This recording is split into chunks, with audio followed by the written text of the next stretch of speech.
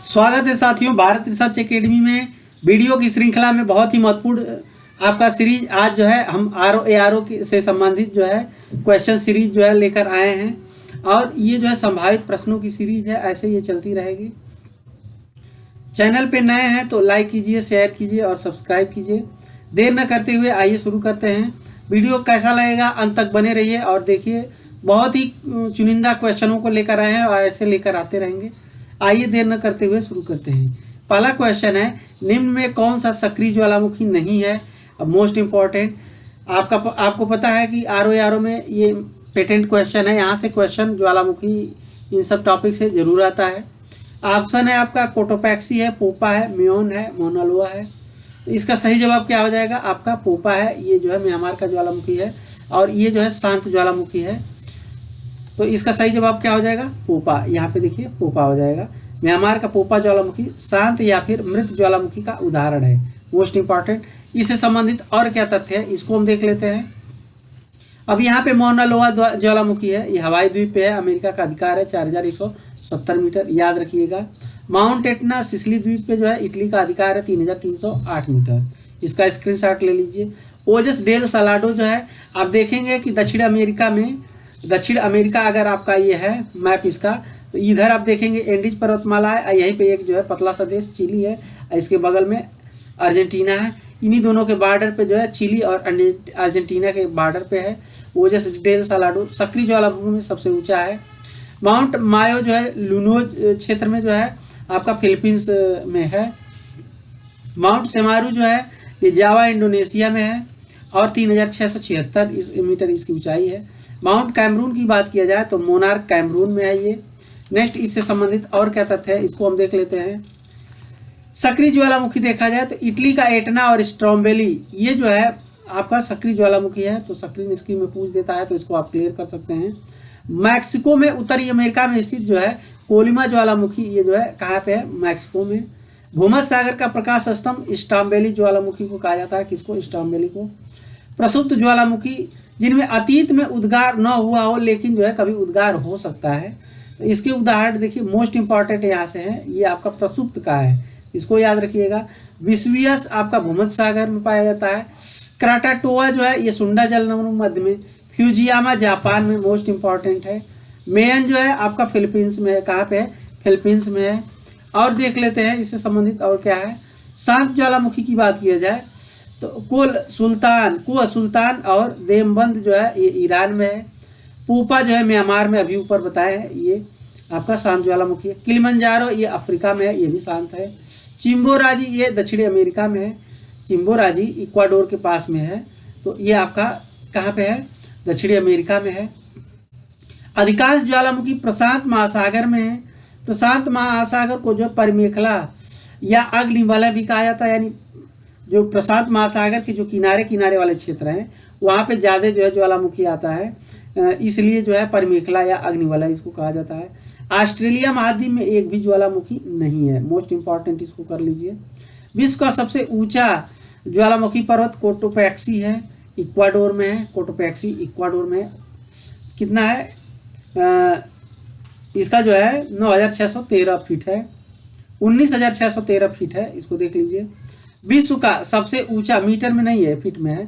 विश्व का सबसे ऊंचा स्थित सक्रिय ज्वालामुखी ओजस डेल सालाडो आपको बताया है, एंडीज पर्वतमाला पे है, अर्जेंटीना चिली देश की सीमा पे है। विश्व का सबसे ऊंचाई पे स्थित शांत ज्वालामुखी अगर पूछे, एकांकागुआ है, एंडीज पर्वतमाला पर स्थित है, जिसकी ऊंचाई कितनी है? 6960 है। तो देखिए, विश्व का सबसे ऊंचा जो है शांत ज्वालामुखी की बात किया जाए एकांकागुआ है। सक्रिय ज्वालामुखी की बात किया जाए तो ओजस डेल सालाडो है। ठीक। विश्व का ऊंचा ज्वालामुखी पर्वत कोटोपैक्सी इक्वाडोर में है, ये भी याद रखिए। तो थोड़ा सा ये राइटिंग है, इसको आप जो है क्लियर कर लीजिएगा। हमें अच्छा लगा तो इसको यहाँ पे रख दिए, नहीं भी रख सकते थे, लेकिन आपकी जानकारी के लिए मैंने इसको यहाँ पे रख दिया है। आई होप ये आपको समझ में आ गया होगा। नेक्स्ट हम देखते हैं, निम्न अक्रिय गैसों में किसे छोड़कर सभी वायुमंडल में पाई जाती हैं? तो मोस्ट इंपॉर्टेंट है, इसको बताइए। आपका जो है इसका सही जवाब क्या हो जाएगा? यहाँ पे रेडान है। ठीक, रेडान जो है वायुमंडल में, रेडान को छोड़ करके सभी जो है पाई जाती हैं। ये मोस्ट इंपॉर्टेंट है यहाँ से। अब यहाँ पे हम इसको देख लेते हैं क्या पेरियोडिक टेबल से संबंधित क्या है। तो ये आप देख रहे होंगे, ये आपका जो ये अक्रिय गैस का है, जो 18वां ग्रुप है ये अक्रिय गैस का है। अगर पेरियोडिक टेबल में बात किया जाए, ग्रुप की बात किया जाए, ग्रुप कितने हैं, तो ग्रुप आपका जो है कितना है 18 है। अगर आवर्त की बात किया जाए, आवर्त कितने हैं टोटल 7 है, याद रखिएगा 7, यानी आप इधर से आप देखेंगे तो इसको काउंट करेंगे तो ये 18 है आपका, तो ये क्या है आपका ग्रुप है। इधर से आप देखेंगे तो 7 है, ये आपका जो है टोटल 7 है, ये आपका आवर्त है। ठीक, और क्या इससे जो है ये जो वर्ग है 18 वर्ग, ये निष्क्रिय गैस भी कहते हैं, नोबल गैस भी कहते हैं, अक्रिय गैस भी कहते हैं। आप देखे होंगे आर्गन वगैरह जो है, आर्गन आपका बल्ब वगैरह में भरा जाता है, ठीक है ना। तो अगला देखते हैं इससे संबंधित और क्या चीज़ है, तथ्य हैं। तो जनरली जो क्वेश्चन पूछ लेता है, अगर कुल ज्ञात तत्व की बात किया जाए तो 118 है। कितना है कुल ज्ञात तत्व 118 है। डोवेनियर ने आपका जो है ट्रिक सिद्धांत दिया था, किसने, डोवेनियर ने दिया था, ट्रिक सिद्धांत दिया था, इसको आप दिमाग में रख लीजिए। न्यूलैंड ने जो है क्या दिया था, ये अष्टक नियम दिए थे। ठीक, ये भी जनरली क्वेश्चन पूछ सकता है, अष्टक नियम दिए थे। अगर बात किया जाए मेंडलीफ ने, तो ये जो है परमाणु भार पे दिए थे। ठीक, मेंडलीफ जो है ये किस पे दिए थे, परमाणु भार। ठीक, परमाणु जो है भार पे दिए थे, किस पे दिए थे, परमाणु भार पे दिए थे। अगर बात किया जाए वर्तमान में जो है ये किसने दिया है, तो ये किसने दिया है, आपका मोजले ने दिया है। ठीक, मोजले ने ये किस पे है, तो ये आपका जो है परमाणु क्रमांक पे है। ये जो है परमाणु जो है क्रमांक पे है, किस पे है, परमाणु क्रमांक पे है, याद रखिएगा परमाणु क्रमांक पे है। ठीक, और धातु में सबसे हल्का पूछिए तो लिथियम हो जाएगा, सबसे भारी ऑस्मियम हो जाएगा आपका। ठीक, वर्तमान में जो है ये आपका जो ये सारणी है आपका मोजले द्वारा है। ठीक, तो आई होप ये आपको समझ में आ गया होगा। नेक्स्ट हम क्वेश्चन देखते हैं, लेप्चा जनजाति कहाँ पाई जाती है। ठीक, ऑप्शन है आपका सिक्किम, तमिलनाडु, गुजरात या फिर महाराष्ट्र। इसका आप जवाब दीजिए, इसका क्या हो जाएगा, तो लेप्चा जनजाति कहाँ पाई जाती है, लेप्चा जनजाति आपकी जो है सिक्किम में पाई जाती है। कहाँ पे पाई जाती है, सिक्किम में पाई जाती है, याद रखिएगा। नेक्स्ट हम देखते हैं, अब यहाँ पे भारत का मैप है, यहाँ कुछ जो तथ्य हैं इनको आप देख लीजिए कि कहाँ कौन सी जनजाति जो है पाई जाती है। अगर बकरवाल जनजाति की बात किया जाए, बकरवाल, तो ये कहाँ पाई जाती है, आपका जम्मू कश्मीर में जो है, यहाँ पे कौन सी जनजाति पाई जाती है, बकरवाल जो है। ऐसे ओरली जो है आप जान लीजिए, बकरवाल जनजाति पाई जाती है।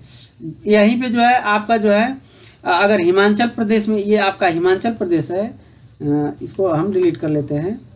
तो यहाँ पे हिमाचल प्रदेश की बात किया जाए तो आपका गद्दी, किन्नौर, जद्दा, बकरवाल यहाँ भी पाई जाती है। ठीक, उत्तर प्रदेश की बात किया जाए तो आपका थारू, भोटिया, बुक्सा, जौनसारी, आपको पता है ये सारी जनजाति कहाँ पाई जाती हैं, उत्तर प्रदेश में पाई जाती हैं। थारू, खास करके थारू यहाँ पे पाई जाती है, थारू। चूंकि जो है अब देखें उत्तराखंड अलग हुआ है, तो उत्तराखंड में जो है आपका थारू, भोटिया, बुक्सा, जौनसारी जो है, राजी, ये सारी जो है यहाँ पे पाई जाती हैं। तो आप जो है इसको आप इसको जो है देख सकते हैं। अगर यहाँ पे जैसे भारत का यहाँ मैप है तो थोड़ा सा अगर कुछ पॉइंट पे हम चर्चा और कर लेते हैं तो अच्छा रहेगा। आइए, भारत में यहाँ पे अगर आप देखेंगे, जो सबसे अगर उत्तरी बिंदु यहाँ पे पूछेगा तो यहाँ पे कौन सा है, इंदिरा काल। ठीक, इंदिरा काल है यहाँ पे। अगर यहाँ पे दक्षिण में यहाँ देखेंगे आप, यहाँ पे, तो यहाँ पे क्या है, केप कमोरिन है। क्या है, केप जो है कमोरिन है, यहाँ पे केप कमोरिन है। और यहीं पे अंडमान निकोबार में सबसे दक्षिणी अगर बिंदु पूछा जाए तो यहाँ पे क्या है, आपका इंदिरा पॉइंट है। इंदिरा जो है पॉइंट है, आप जो है याद रख सकते हैं, पॉइंट, यहाँ पे इंदिरा पॉइंट है। यहाँ पे अगर सबसे जो है पूर्वी बात किया जाए तो यहाँ पे किबुथु है। क्या है, किबुथु है, किबुथु है। अगर यहाँ पे अगर बात किया जाए, यहाँ जो है पश्चिमी, तो यहाँ पे गौर माता है, याद रखिए गौर माता यहाँ पे है। ठीक, अगर बात किया जाए कर्क रेखा भारत के कितने राज्यों से, तो 8 राज्यों से गुजरती है। यहाँ से देखेंगे आप तो ऐसे होते हुए आपका जो है, सॉरी यहाँ पे थोड़ा सा नीचे से, ये यहाँ से ऐसे होते हुए थोड़ा सा हिस्सा जो है, और ऐसे छत्तीसगढ़ झारखंड ये होते हुए आपका त्रिपुरा मिजोरम ऐसे कर्क रेखा जाती है। तो टोटल कितने राज्यों से? 8 राज्यों से जाती है। सबसे ज़्यादा अगर बात किया जाए तो मध्य प्रदेश से होकर जाती है, सबसे कम जो है तो राजस्थान से होकर जाती है। और कौन कौन राज्य हैं? गुजरात हो गया आपका, राजस्थान हो गया, मध्य प्रदेश हो गया, छत्तीसगढ़ हो गया आपका, झारखंड हो गया, इसकी राजधानी रांची यहीं पे है, ठीक, पश्चिमी बंगाल हो गया, त्रिपुरा हो गया, मिजोरम हो गया। तो ये 8 राज्यों से जाती है, ठीक। अगर यहीं पे बात कर लिया जाए कि जो मानक रेखा है ये कितने राज्यों से? तो 5 राज्यों से जाती है, ठीक। यहाँ से आप देखेंगे तो ये उत्तर प्रदेश होते हुए, उत्तर प्रदेश के नैनी से ये होते हुए आपका छत्तीसगढ़, उड़ीसा, और ये यहाँ से थोड़ा सा ये एमपी वाला हिस्सा है, यहाँ से ऐसे कर लीजिए, ये चल नहीं रहा है मार्कर, यहाँ पे ऐसे ऐसे होते हुए ऐसे जाती है, ठीक। तो आप देखेंगे जो है मध्य प्रदेश का थोड़ा सा हिस्सा इसमें आता है, बाकी जो उत्तर प्रदेश होकर जाती है, और मध्य प्रदेश से होकर जाती है, छत्तीसगढ़ से, उड़ीसा से, और आंध्र प्रदेश से। टोटल कितने राज्यों से? 5 राज्यों से होकर जाती है। याद रखिएगा, कितने राज्यों से होकर जाती है? 5 राज्यों से होकर जाती है। अगर भारत का जो है पूरे प्रतिशत में, क्षेत्रफल में अगर प्रतिशत की बात की जाए तो कितना है? 2.4% है। कितना है? याद रखिएगा, 2.4%। पूरे विश्व का जो है 2.4% है। यहाँ पे 2.4%। अगर जनसंख्या में अगर बात किया जाए 2011 की तो 17.5% है जनसंख्या में पूरे विश्व का, ठीक।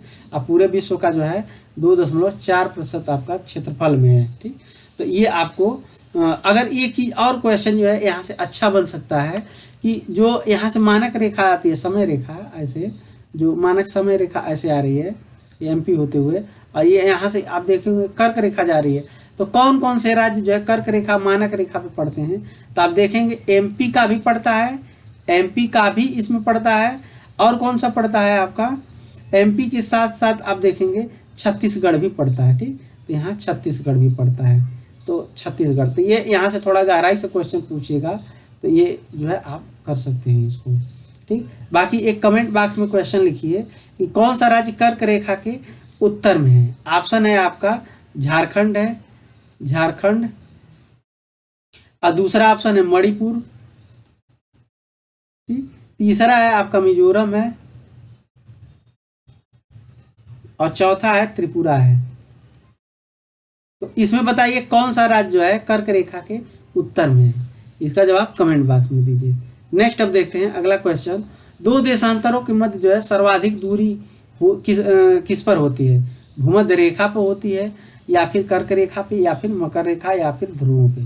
तो इसका सही जवाब क्या हो जाएगा? भूमध्य रेखा पे होती है। आइए इसको अच्छे से समझते हैं कैसे है। देखिए, आप देखेंगे कि जो ऐसे रेखाएं जा रही हैं ये गोल में, ये आपकी अक्षांश रेखाएं हैं, ठीक।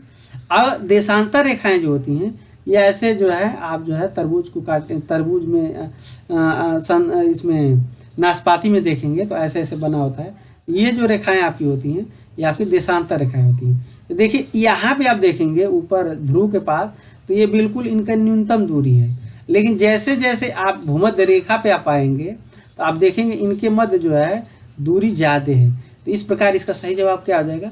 भूमध्य रेखा पर, न कि कर्क रेखा होगा, न तो मकर रेखा, न तो आपका ये ध्रुव जो है पोल है यहाँ पे भी नहीं होगा। तो आई होप ये आपको समझ में आ गया होगा मैप से जो है, ठीक। नेक्स्ट हम देखते हैं अगला।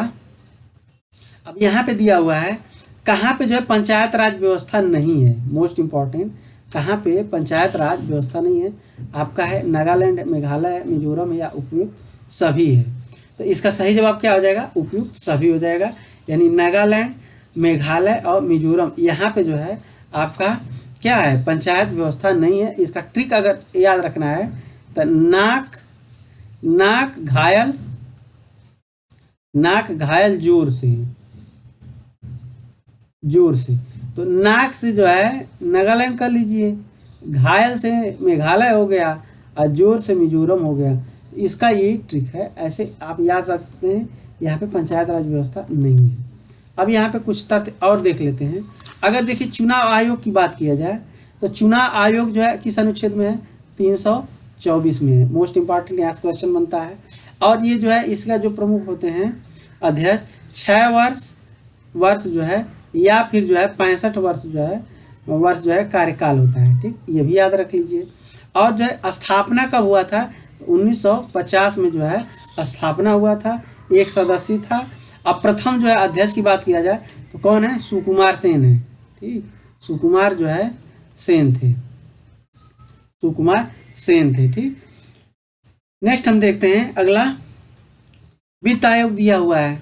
अब वित्त आयोग के बारे में अगर देखें तो वित्त आयोग किस अनुच्छेद में है? 280 में है, वित्त आयोग है आपका। ठीक, और जो है ये जो है इसकी स्थापना कब हुई थी? तो ये 1950 में हुई थी। 1950 में इसकी स्थापना इसकी भी हुई थी, मोस्ट इम्पॉर्टेंट यहाँ से। और जो है प्रथम अध्यक्ष की बात किया जाए, फर्स्ट जो है तो ये केसी नियोगी थी। कौन थे? केसी जो है नियोगी थे, ये याद रखिए। यहाँ से क्वेश्चन ये बन सकता है। अगर यहीं पे राज्य चुनाव आयोग की बात किया जाए तो ये किस अनुच्छेद में है? तो अनुच्छेद 300 जो है 200 जो है 43 में, किस में है? 243 में है। 243 को या फिर जो है के कर लीजिए, 243 के में है। ठीक, नेक्स्ट है राज्य वित्त आयोग की बात किया जाए तो ये किस अनुच्छेद में है? तो 243 जो है आई में है। ठीक, 243 आई में है। अंतर्राज्यीय परिषद की बात किया जाए तो ये आपका जो है अनुच्छेद जो है 263 में है, इसको भी याद रखिए। अध्यक्ष कौन होता है? अध्यक्ष कौन होता है? तो ये जो है पीएम होते हैं। कौन होते हैं? पीएम होते हैं। और जो है इसका गठन कब हुआ था? गठन जो है 1989 में हुआ था, याद रखिएगा, 1989 में हुआ था। नेक्स्ट हम देखते हैं अगला क्या है। अब यहाँ पे नदी जल विवाद है तो ये इसका जो है मिलान करने के लिए देता है, ये 262 में है। किस में है? नदी जल विवाद 262 अनुच्छेद में है। ठीक, इसको याद रखिएगा। पिछड़ा वर्ग आयोग की बात किया जाए तो ये जो है अनुच्छेद जो है 340 में है। किस में है? 340 अनुच्छेद में है। और जो है प्रथम जो पिछड़ा वर्ग आयोग की स्थापना हुई थी किसकी संस्तुति पे? तो अध्यक्षता में, तो काका कालेकर की, काका जो है कालेकर के अध्यक्षता में। यहीं पे राष्ट्रीय अनुसूचित जाति आयोग की बात किया जाए तो ये जो है 338 में है। किस में है? 338 अनुच्छेद में है। और जो है अनुसूचित जनजाति, इसका जो है कार्यकाल कितना होता है? 5 वर्ष होता है। अगर यहीं पे इसका अनुसूचित जनजाति जो है एसटी की बात किया जाए, एसटी की बात कर दिया तो 338 जो है क में है, याद रखिएगा। ये एसटी है और ये एससी है, तो ये दोनों में डिफरेंस है। भाषाई अल्पसंख्यक आयोग की बात किया जाए तो ये जो है 338 जो है इसका तो जो है स्थापना जो है 350 ख में है। ठीक है ना, भाषाई अल्पसंख्यक आयोग की 350 जो है यहाँ पे ख में है। अगर जो है इसकी स्थापना की बात किया जाए तो आपका कब हुआ था? 1997 में हुआ था, 1997 में हुआ था। ठीक, और इसकी जो है 4 क्षेत्रीय कार्यालय हैं। ठीक, कहाँ? इलाहाबाद, बेलगांव और चेन्नई कलकत्ता में है। और 6 जो है आपके हिंदू को छोड़ करके मुस्लिम, सिख, ईसाई और जो है बौद्ध, जैन, ये आपके जो है अल्पसंख्यक में आते हैं। नेक्स्ट हम देखते हैं राजभाषा आयोग की बात किया जाए तो राजभाषा आयोग जो है 344 में है, मोस्ट इंपॉर्टेंट 344 अनुच्छेद में। किसमें है? 344 में है। और जो टोटल जो है 1+ जो है 22 जो है इसके सदस्य होते हैं राजभाषा आयोग में। ठीक, और जो कार्यकाल जो है 5 वर्ष होता है। अब यहीं पे संघ लोक सेवा आयोग की बात किया जाए तो ये जो है भाग 14 में है। किसमें है? भाग जो है ये 14 में है। और जो है आपका 315 जो है अनुच्छेद में है, 315 अनुच्छेद में है। 315 से जो है 323 तक जो है ये इसका जो है अनुच्छेद है और सब इसमें है। और ये 11 सदस्य होता है। और जो है कब इसकी स्थापना हुई थी? 1926 में हुई थी स्थापना, जो है स्थापित किया गया था। इसका जो है 5 वर्ष या 65 वर्ष जो है इसका भी होता है। ठीक, आई होप ये बहुत अच्छे से समझ में आ गया होगा। इतना यहाँ से क्वेश्चन बार बार रिपीट होता है, इसलिए मैंने इसको डिस्कस कर दिया। नेक्स्ट हम देखते हैं अगला है आदिलाबाद को जो है का किला जो है किसने बनवाया था? फिरोज शाह तुगलक, मोहम्मद बिन तुगलक, ठीक, गयासुद्दीन तुगलक या अलाउद्दीन खिलजी। इसका सही जवाब क्या हो जाएगा, मोहम्मद बिन तुगलक हो जाएगा। याद रखिए मोहम्मद बिन तुगलक हो जाएगा। अब इससे संबंधित जो तथ्य हैं इसको देख लेते हैं, पूरा यहाँ पे कवर कर लेते हैं। अब देखिए तुगलक वास्तुकला की बात किया जाए तो गयासुद्दीन तुगलक के समय क्या हुआ था, इसका स्क्रीनशॉट ले लीजिएगा। तुगलकाबाद का जो है किला बना था और गयासुद्दीन का मकबरा बना था। कब, गयासुद्दीन तुगलक के समय में। अब मोहम्मद बिन तुगलक की बात किया जाए, जहांपना नगर की स्थापना किया था, अब 12 खंबा भवन बनाया था और आदिलाबाद का किला, ये कई बार पूछा है इसलिए इसको आप जो है याद रखिएगा। फिरोज शाह तुगलक के समय जो है फिरोज शाह का मकबरा बना था। फिरोज शाह कोटला जो मैदान है आप देखें वो भी बना है। बेरामपुरी मस्जिद ये भी बनी है। काली मस्जिद बनी है और कला मस्जिद बनी है। ठीक, और खाने जहाँ तेलंगानी का मकबरा जो है इसी समय जो है, ये क्वेश्चन उटपटांग क्वेश्चन पूछना रहता है आयोग को, तो ऐसे क्वेश्चन दाग देता है, तो इसको याद रखिएगा। नेक्स्ट है, अगर खिलजी वास्तुकला की बात किया जाए तो अलाउद्दीन खिलजी द्वारा जो है अलाई दरवाज़ा बनवाया गया था, ऊखा मस्जिद, सीरी का किला और जो है हौज अलाई या हौज खास जो है बनवाया गया था। जायत खाना मस्जिद जो है इसी समय बनी थी। ठीक, तो याद रखिएगा ये इससे संबंधित जो है तथ्य है। अब यहाँ पे दिया हुआ है कांग्रेस का प्रथम अधिवेशन की अध्यक्षता किसने की थी, तो WC बनर्जी है, दादा भाई नौरोजी, एओ ह्यूम या फिर सुरेंद्रनाथ बनर्जी। तो इसका जो है आप जवाब दीजिए, इसका सही जवाब क्या हो जाएगा, तो इसका जो है आपका सही जवाब जो है प्रथम अध्यक्ष कौन थे, तो WC बनर्जी है, व्योमेश चंद्र जो है बनर्जी हैं। ठीक, और जो है इससे संबंधित और क्या तथ्य आइए देख लेते हैं। अब यहाँ पे कांग्रेस की स्थापना, तो स्थापना की बात किया जाए तो कब हुई थी, आपका जो है 1885 में हुई थी। ठीक, कहाँ पे, 1885 में जो है 28 जो है दिसंबर को ये इसकी स्थापना हुई थी। और गोकुल दास तेजपाल संस्कृत विद्यालय में जो है ग्वालियर टैंक के मैदान मुंबई में जो है, जहाँ पे भारत छोड़ो आंदोलन हुआ था, यहीं पे इसका जो है हुआ है। अगर पहले अधिवेशन की बात किया जाए तो आपको बताएं व्योमेश चंद्र बनर्जी इसकी पहले अधिवेशन की अध्यक्ष था। अगर दूसरे अधिवेशन की बात किया जाए, अगर यहीं पे दूसरे अधिवेशन की बात किया जाए तो कौन किए थे, तो दादा भाई नौरोजी किए थे। कौन किए थे, नौरोजी किए थे, नौरोजी किए थे। ठीक, ये भी याद रखिएगा। ठीक, और जो है इससे संबंधित और क्या है, नौरोजी ने किया था और दादा भाई नौरोजी ने 3 बार किया था। ये कभी कभी क्वेश्चन पूछ देता है। तो ये इन्होंने कब किया था, 1886 में किए थे, 86 में किए थे और फिर 1893 में किए थे और मोस्ट इम्पॉर्टेंट 1906 में किए थे। 3 बार इन्होंने अध्यक्षता किया था नौरोजी, दादा भाई नौरोजी ने। इनकी पुस्तक का नाम आप जो है कमेंट बॉक्स में बताइए। तीसरा अधिवेशन की अगर बात किया जाए, ये तीसरा अधिवेशन कहाँ हुआ था, मद्रास में हुआ था। ठीक ना, मद्रास में हुआ था और किसने किया था, तैयब जी ने जो है, तैयब जी। ठीक, ये क्या थे, पहले मुस्लिम जो है, प्रथम मुस्लिम अध्यक्ष थे, तो इसलिए ये जो है इम्पोर्टेंट बन जाता है।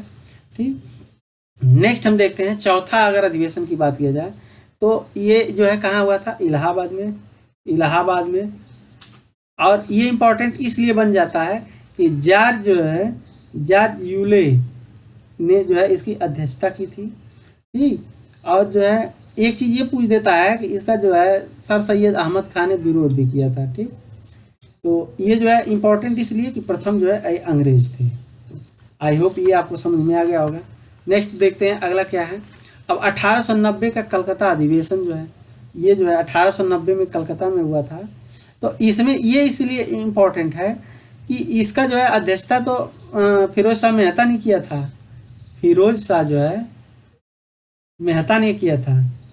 लेकिन ये जो है इम्पोर्टेंट इसलिए है कि इसमें जो है कादम्बिनी प्रथम जो है महिला स्नातक जो है कादम्बिनी गांगुली ने जो है इसमें जो है भाग लिया था, तो ये जो है भाषण दिया था, तो इसलिए सही है। 1893 का लाहौर अधिवेशन इसलिए क्योंकि जो है ये नौरोजी, दादा भाई नौरोजी ने यहाँ पे किया था, नौरोजी ने किया था। और इसी समय याद होगा 1893 में ही कौन, विवेकानंद जो है शिकागो गए थे। कहाँ गए थे, शिकागो गए थे। ये बस ऐसे याद रखिएगा। अगर बात किया जाए जो है 1896 जो है कलकत्ता अधिवेशन, ये जो है इसलिए इम्पोर्टेंट है कि वंदे मातरम यहाँ पे गाया गया था। वंदे जो है मातरम यहाँ पे गाया गया था। और एक चीज और है, इसका जो अध्यक्षता कौन किया था, तो इम्पोर्टेंट हो जाता है रहमतुल्ला जो है रहमतुल्लाह जो है यहाँ पे सयानी ने किया था। तो याद रखिएगा, रहमतुल्लाह सयानी ने किया था। ठीक। अब वंदे मातरम क्या है, आनंद मठ से लिया गया, बंकिम चंद्र चटर्जी ने जो है लिखा है। 1901 का जो है कलकत्ता अधिवेशन इसलिए इम्पोर्टेंट हो जाता है क्योंकि इसका जो अध्यक्षता किसने किया था, दिनसा जो है वाचा ने किया था। और इसी में जो है गांधी जी पहली बार भाग लिए थे, अध्यक्षता नहीं किए थे। अध्यक्षता तो आप देखेंगे 1924 में किए थे, लेकिन इसमें जो है 1901 में जो है दिनसा वाचा ने अध्यक्षता किया था। और जो है गांधी जी पहली बार जो है इसमें प्रथम बार जो है गोपाल कृष्ण गोखले के बुलाने पे यहाँ पे आए थे। ठीक। 1905 में जो है अधिवेशन इसलिए है कि इसका अध्यक्षता की बात किया जाए तो किसने किया था, तो गोपाल कृष्ण जो है गोखले ने किया था। ठीक। गोखले ने जो है इसकी अध्यक्षता किया था और जो है स्वशासन की इसमें मांग की गई थी। आई होप ये आपको समझ में आ गया होगा। नेक्स्ट हम देखते हैं अगला 1906 कि कलकत्ता अधिवेशन, ये जो है इम्पोर्टेंट क्यों है, तो इसमें जो है कलकत्ता में इसमें जो है स्वराज शब्द का जो है प्रयोग किया गया, यानी अपना शासन जो है। और जो है इसकी अध्यक्षता बता चुके हैं नौरोजी ने किया था, दादा भाई नौरोजी ने किया था। और मुस्लिम लीग का गठन जो है इसी समय जो है हुआ था। 1907 का जो है सूरत अधिवेशन, तो इसकी अध्यक्षता अगर बात किया जाए तो रास बिहारी बोस ने किया था। रास बिहारी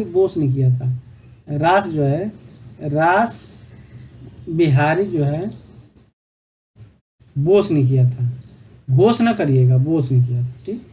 और जो है इसी में जो है जूतम पहचार हुई थी और गर्म दल नरम दल अलग अलग हो गया था, तो आपको ये पता ही होगा।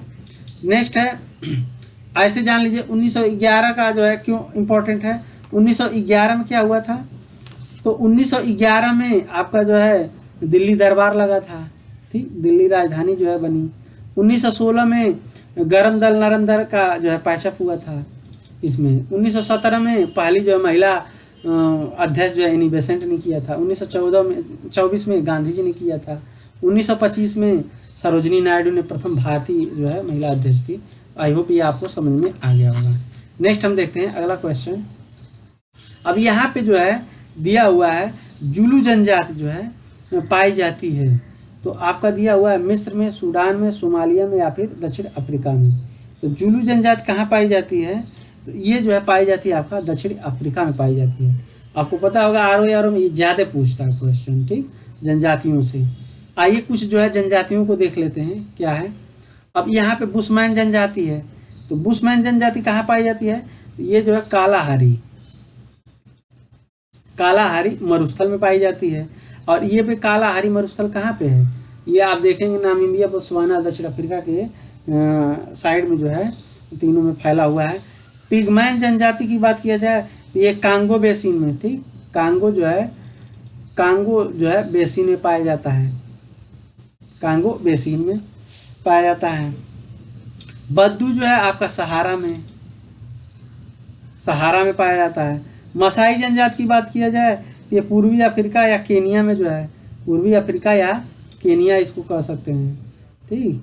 और जो जुलू जनजाति की अगर बात किया जाए तो अफ्रीका, दक्षिण अफ्रीका बताए हैं, अफ्रीका जो है।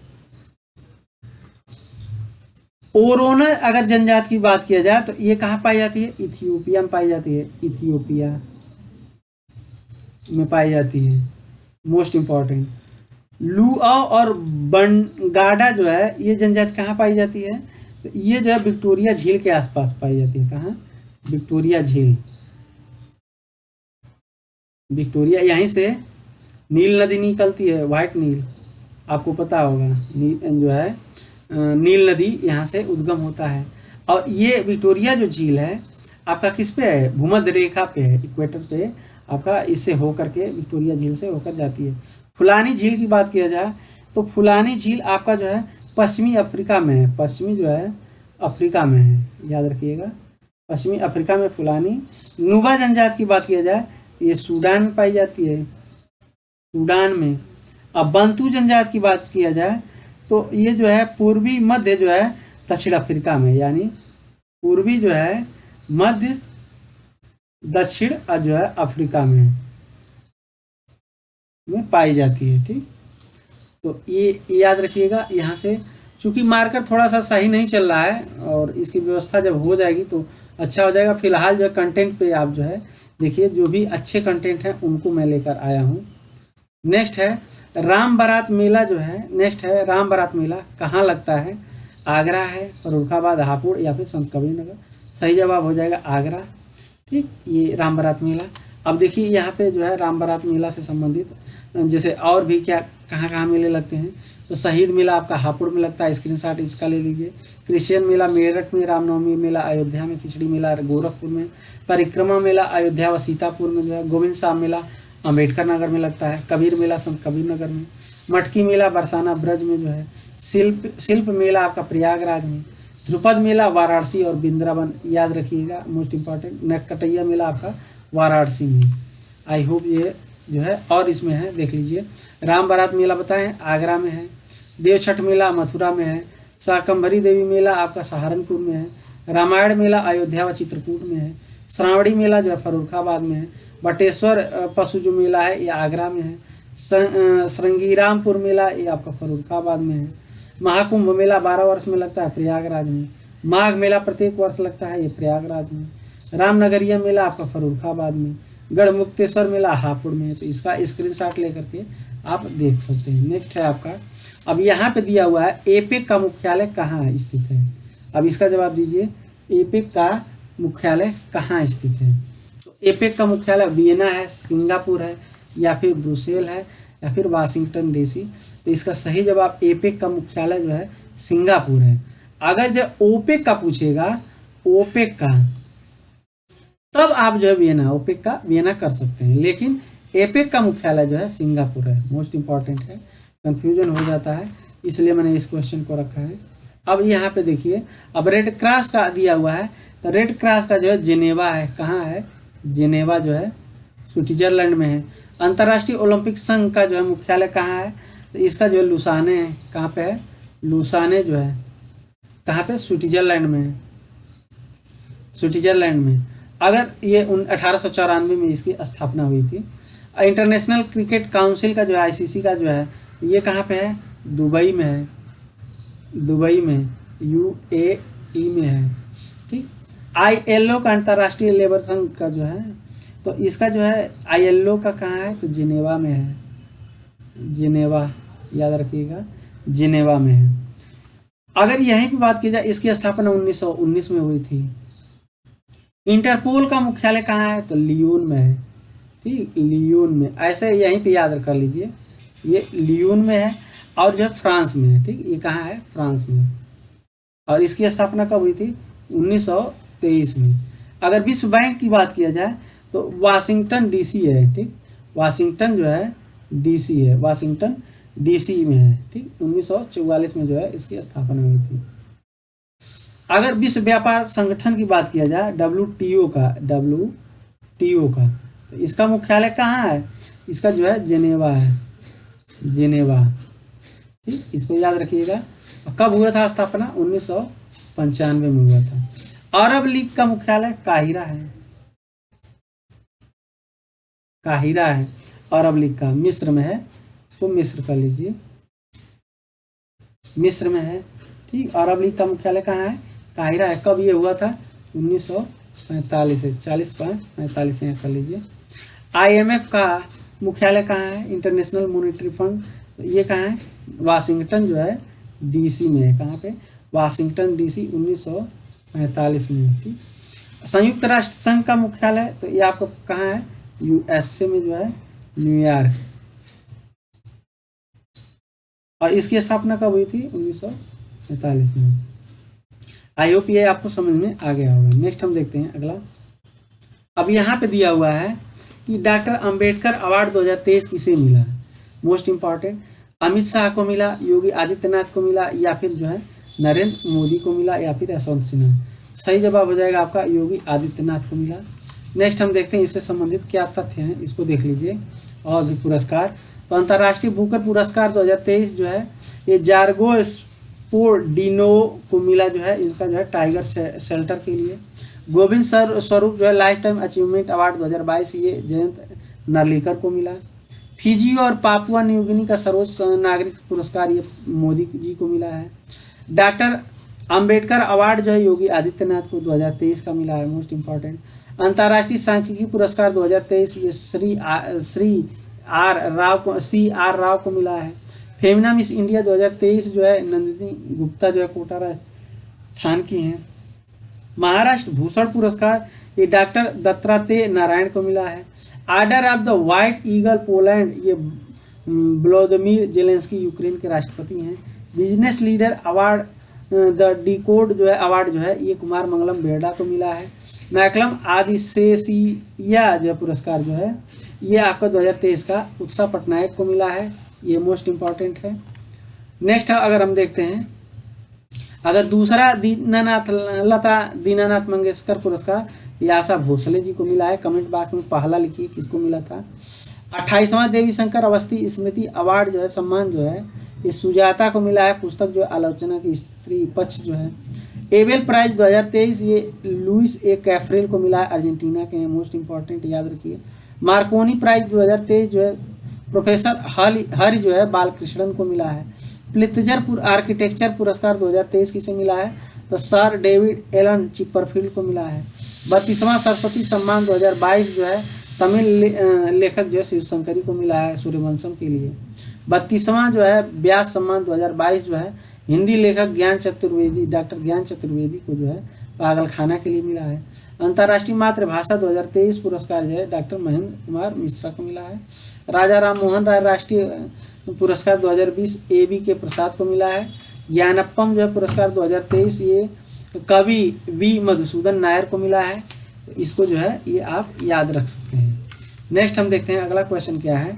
अब यहाँ पे दिया है भारत की सबसे लंबी तट रेखा वाला जो है राज्य या फिर केंद्र शासित प्रदेश जो है अगर पूछ रहा है, इसका सही जवाब क्या हो जाएगा, तो ये इसका जो है गुजरात दिया हुआ है। अगर देखिए गुजरात, अंडमान निकोबार, महाराष्ट्र, आंध्र प्रदेश, अगर यहाँ पे बात किया जाए कि सबसे लंबी तट रेखा वाला राज्य पूछेगा तो आप गुजरात को मारेंगे, लेकिन यहाँ पे अगर केंद्र शासित प्रदेश ये दोनों दिया हुआ है तो ये आपका गलत हो जाएगा, आपका फिर जो है आपका ये सही हो जाएगा, ठीक, क्योंकि ये 1600 के करीब जो है इसकी लगभग लंबाई है, 1600 के करीब लंबाई, और इसका 2000 के 1900 कुछ है। तो आपका जो है तब आपका ऑप्शन कौन सा सही हो जाएगा, ऑप्शन यहाँ पे ख को करेंगे, अंडमान निकोबार को करेंगे, ठीक। आई होप ये सेशन आपको अच्छा लगा होगा। वीडियो को लाइक कीजिए और शेयर कीजिए और सब्सक्राइब कीजिए। धन्यवाद। जय। मिलते हैं नेक्स्ट वीडियो में।